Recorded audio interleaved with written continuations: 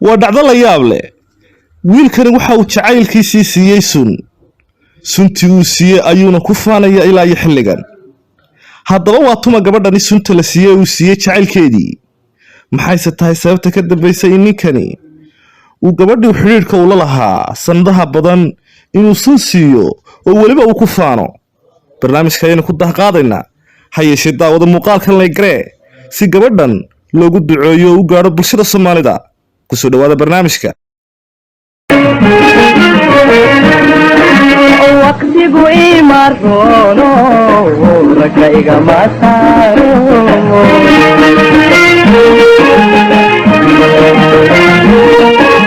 dhanna ina ridaye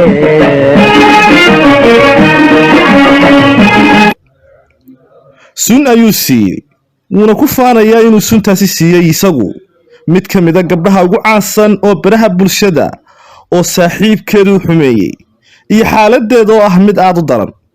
gabadhan oo lagu magacaabo Sumayo oo barta TikTok-tana caanka ah ayaa waxaa ku dhacay dhacdo la yaab leh.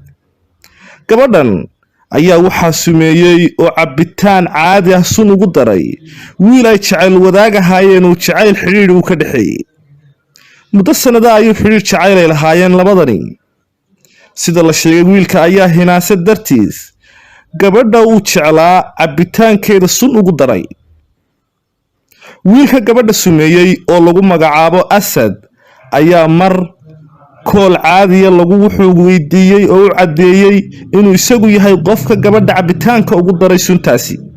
sidaasna uu sumeeyey kadib markii gabadhan oo ay muddo wada socdeen uu maalmihii u dambeeyay ka shakiyay wiil ay gabadha saaxiibo yihiin uu ka kari waayay inay wiilkaasi ka hadho.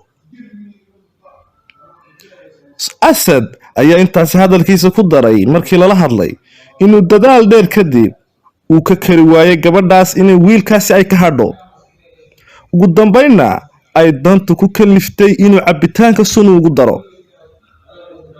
Asad ayaa waxa uu sheegay in waxa ku kalifay inuu gabadha nafsadeeda khatar geliyo cabitaankana sun ugu daro ay tahay inuu ka hinaasay oo ka masayray. waa jacaylkiisii uu xiriirka ula lahaa oo muddo sanadaha wada socdeen. masayr iyo hinaasad dartii ayuu gabadha nolosheedii khatar u geliyay. gabadhani ayaa lagu magacaabaa Sumayo waxay caan ka tahay barta TikTok. Sumayo barta TikTok tana caanka ayaa waxaa ku dhacday dhacdadan la yaab kale. haddaba muuqaal laga soo duubay gabadhaasi oo xaaladeedu ay halis tahay wiilkana la wacay isagoo weliba ku faanaya oo yiri aniga ayaa ka dambeeyay aniga ayaa cabitaanka sun ugu daray waxaana u sameeyay wiilkaasi ka har dartiis markii ay diidayaan ka kari waayena waxaan go'aansaday inaan guud ahaan bayada nolosha aan dhaafiyo ay guud ahaan nolosha ay ka faaruqdo. wuu ku faanayaa inuu sun siiyey weliba.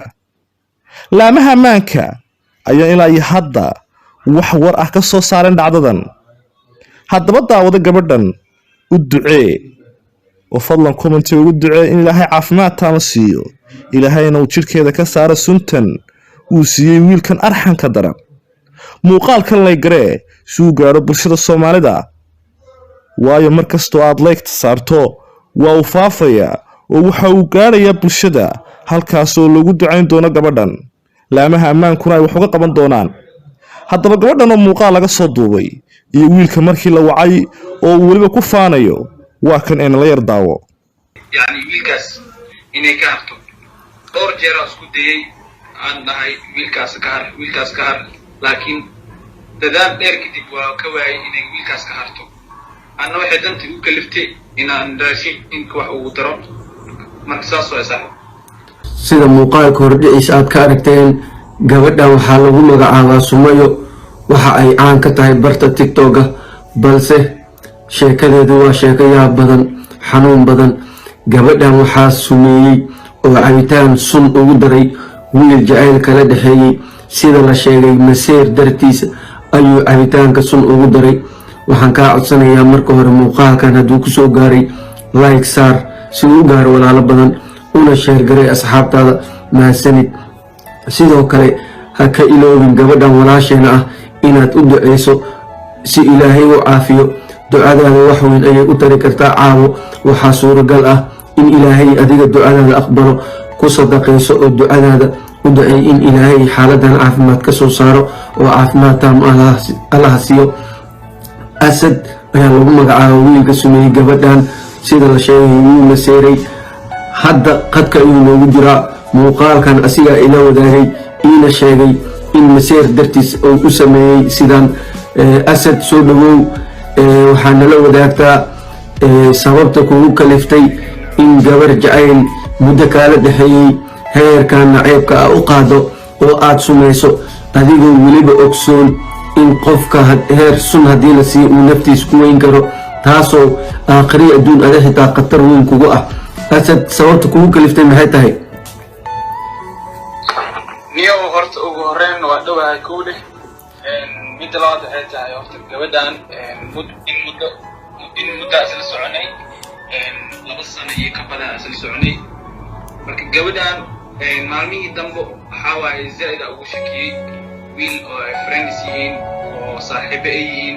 waxaan ka kari waayay inay yani wiilkaas inay ka harto. dhowr jeer aan isku dayay aan dhahay wiilkaas ka har laakiin dadaal dheer kadib waa ka waayay inay wiilkaas ka harto. anna waxay dantii u kaliftay inaan raashinka wax ugu daro. marka saas waa isaa. marka maanta raashinka iyo cabitaanka ku sumaysay oo waxaa waaye oo hadda gabadhaas jacayl kala dhexeeyey oo xaaladeeda halista ay ku jirto oo naceebkan heerkan la eg, waxaa kugu kalifay maseer. aad iyo aad saaxiib waa ogtahay waxaan waxaa waaye jacayl waaye. jacaylkana waa ogtahay maseer hadduu mar soo galana bis waaye. gabadhan waxaa ka kari waaye wiilkan ka har. intaas muddadaas dheerna waxaa waqti iga soo dhamisay. wiilkan waxaa ka kari waaye inay ka harto. anna waxay dantii u kaliftay inaan sumeeyo. subxaan allah, waa xaalad halis ah. ilaahay horta kuu dambi dhaafo. qof jacayl in muddo ah u qabtid haddii aad sumeynayso maahan wax sahlan. ilaahay ha caafiyo. asad, waa xaalad khatar oo riskiya gashay. waa ogahay saaxiib inaa xaalad adag aa galay, laakiin runta haddii la sheego ayadaa igu kaliftay oo wiilkaas ka hari weyse. mar walba ay ugu dhibayso ay ugu maseersiinayso. anna maseerkaas waxaa waaye ma waana ogtahay maseerka inuu hadduu mar oo meesha oo xadka u dhaafo maseerka waad dareemi kartaa mahano inaa wax walba la samayn karo. anna saasaa ugu daray. haddana ilaahay caafiyo. insha allah ilaaha caafiyo walaal, adina ilaaha ku dambi dhaafo. ay saaxiib,